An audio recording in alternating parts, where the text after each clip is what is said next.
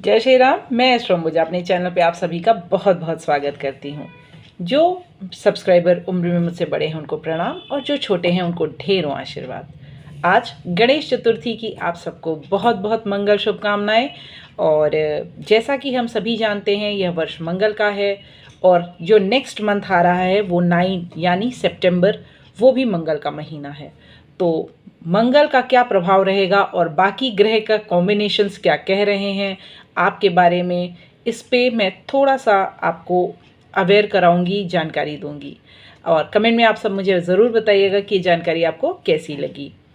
तो देखिए, बहुत इम्पॉर्टेंट ट्रांजिट्स होंगे। सूर्य का ट्रांजिट है, मंगल का ट्रांजिट है और बुध का ट्रांजिट है और शुक्र का ट्रांजिट है। ये चार तो मेजर ट्रांजिट होंगे ही होंगे। साथ में 9 सितंबर, 27 सितंबर, ये कुछ प्रमुख तिथियां हैं। और जब 8-9 का कॉम्बिनेशन बनेगा, क्योंकि सितंबर और ईयर तो 9-9 का कॉम्बिनेशन बन ही रहा है। 27 का हो गया, आपका 9 का हो गया। इसी तरह से जब 8 का कॉम्बिनेशन बनेगा, जैसे 8-9 बनेगा, वो तिथियां जो हैं वो विश्व भर के लिए ठीक नहीं होंगी। लीडर्स के लिए भी ये महीना कोई बहुत अच्छा महीना नहीं होगा। एक मेजर चेंज आपको देखने में मिलेगा।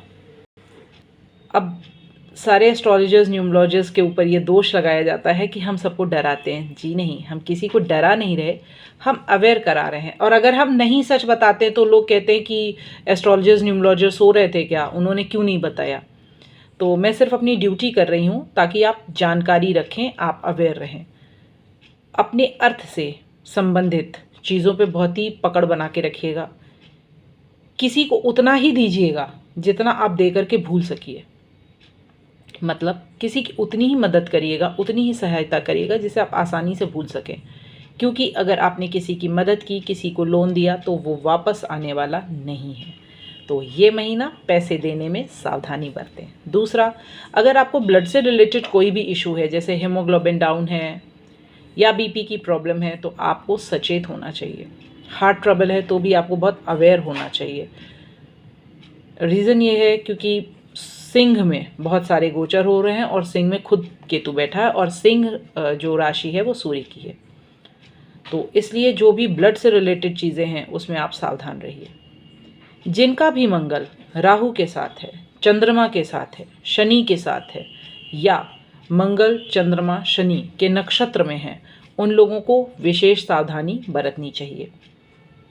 अगर मंगल पे शनि की दृष्टि है, मंगल पे चंद्रमा की दृष्टि है, मंगल पे राहु की दृष्टि है, तो भी ऐसे लोगों को बहुत सावधानी बरतनी चाहिए। इसका उल्टा भी हो सकता है, अगर मंगल की दृष्टि शनि, चंद्रमा, राहु आदि पे है तो उनको भी बहुत सावधान रहना चाहिए। आइए अब आपके फेवर की बात करते हैं। जो मुझसे सबसे ज़्यादा क्वेश्चन पूछे जाते हैं उसकी बात करते हैं। जब मंगल शुक्र के साथ है या मंगल शुक्र के नक्षत्र में है या शुक्र मंगल के नक्षत्र में है या दोनों में दृष्टि संबंध है या दोनों में स्थान परिवर्तन योग बन रहा है, अगर ऐसा कुछ भी है तो ऐसे लोगों को एक्स्ट्रा मैरिटल अफेयर से बचना चाहिए। किसी भी तरह के अवैध संबंध को अभी स्थगित कर दें या एक डिस्टेंस पे रहिए। ये आपके लिए अति अनिवार्य है। अदरवाइज़ आप किसी मेजर बीमारी का हिस्सा बन सकते हैं, मेजर दुर्घटना का हिस्सा बन सकते हैं और मैक्सिमम इस महीने में डिवोर्स केस फाइल किए जाएंगे या तलाक की बातें होंगी। जैसा कि आप जान ही रहे हैं, सोशल मीडिया पे लिव इन और इन सब का कितना विवाद चल रहा है। मेरा उससे कोई लेना देना नहीं है, क्योंकि मैं एस्ट्रोलॉजर हूँ और एस्ट्रोलॉजर होने के नाते हम लोग को बहुत सारी चीज़ें पता भी रहती हैं।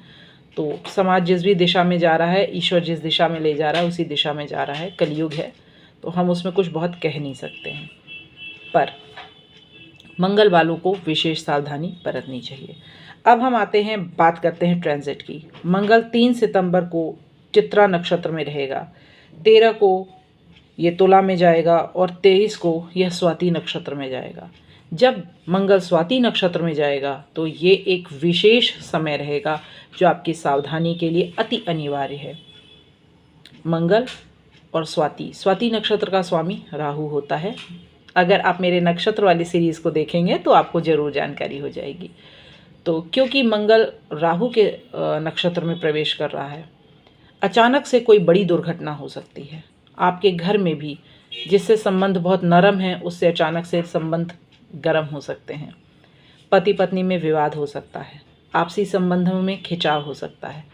जो प्रेम संबंध आपको संतोष और सेटिस्फैक्शन दे रहे थे वो अचानक से आपको डिस्कम्फर्ट भी दे सकते हैं। तो इसलिए अपने धैर्य का प्रदर्शन करिए, अपने इष्ट पर विश्वास करिए और इस समय अगर कोई भी रक्षा कर सकता है तो राम रक्षा स्तोत्र का पाठ करिए। राम रक्षा स्तोत्र का पाठ करने से आप सभी सुरक्षित रह सकते हैं। और भी जितने भी कवच हैं, उस जो कवच धारण करते हैं, कवच पढ़ते हैं, वो ज़रूर पढ़ें। ब्लैक मैजिक बहुत प्रिवेल करेगा, बहुत आगे आएगा जब मंगल जो है वो राहु के नक्षत्र में जाएगा। सूर्य सिंह से कन्या में निकल के जाएंगे। एक राहत तो रहेगी क्योंकि सिंह में ऑलरेडी केतु है, तो अभी तक सिंह का और केतु का मतलब सूर्य और केतु का संबंध बना हुआ था, सूर्य की राहु पे दृष्टि भी थी, पर ये संबंध टूटेगा 17 तारीख को। और 15 तारीख को सिंह से कन्या में जाएंगे बुध और 15 तारीख को ही सिंह में जाएंगे शुक्र। तो शुक्र और केतु का संबंध फिर बन जाएगा। शुक्र और केतु का संबंध बनते ही मान फीमेल्स को प्रॉब्लम हो सकती है, कमर के नीचे कोई भी दिक्कत आ सकती है, फीमेल्स को हड्डियों में दर्द शुरू हो सकता है, ये सारी चीज़ें बढ़ सकती हैं। शनि ऑलरेडी मीन राशि में है, जिसकी दृष्टि वृष पे है, आपकी कन्या पे है और धनु पे है। और बुध पे भी शनि की दृष्टि पड़ेगी, तो इनको इसलिए जिसको कम्युनिकेबल डिजीज़ हो सकते हैं, इन्फेक्शन बहुत जल्दी हो सकते हैं, तो ये सारी दिक्कतें आ सकती हैं। अब इसमें प्रॉफिट की क्या बात है, फ़ायदे की क्या बात है कि इस महीने में आप जिनका मंगल अच्छा है वो ज़मीन ले सकते हैं, प्रॉपर्टी ले सकते हैं, कोई बड़ी परचेज़ भी कर सकते हैं। दूसरा, इसी महीने में हमारा पितृपक्ष आएगा, हमें पितरों की कृपा प्राप्त करने का एक सुयोग मिलेगा। और जब मंगल राहु के कांटेक्ट में आएंगे 23 सितंबर को, तो नवरात्रि लगी रहेगी, तो इसलिए देवी की उपासना भी इसमें बहुत कारगर सिद्ध होगी। अगर आपको मुझसे व्यक्तिगत अपने लिए रीडिंग चाहिए तो मेरे व्हाट्सएप ग्रुप को आप ज्वाइन कर सकते हैं। इस वीडियो को आप देखिए, आपको कैसा लगा कमेंट करिए और औरों के साथ भी ये जानकारी शेयर कीजिए ताकि वो भी सावधान रह सकें और अपने जीवन को सुगम बना सकें। जय श्री राम।